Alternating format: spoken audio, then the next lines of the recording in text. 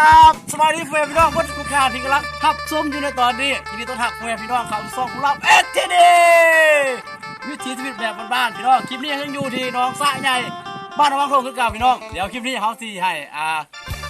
พี่น้องเบิ้งสกิลการจับปลาของวัยรุ่นเด็กน้อยในวังโคงพี่น้องบอกได้เลยว่าขั้นเทพก่อนที่จะทำชมคลิป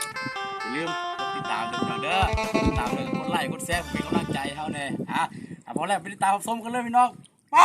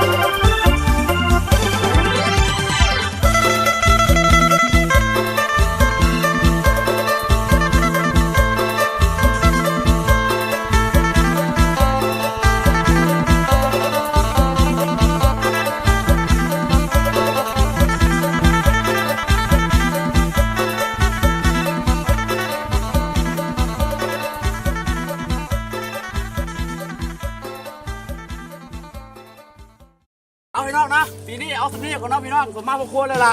สำหรับการทำป่าเขาที่หน้าเขาจะมาต่อเนาะมีตัวใหญ่ลงด้วย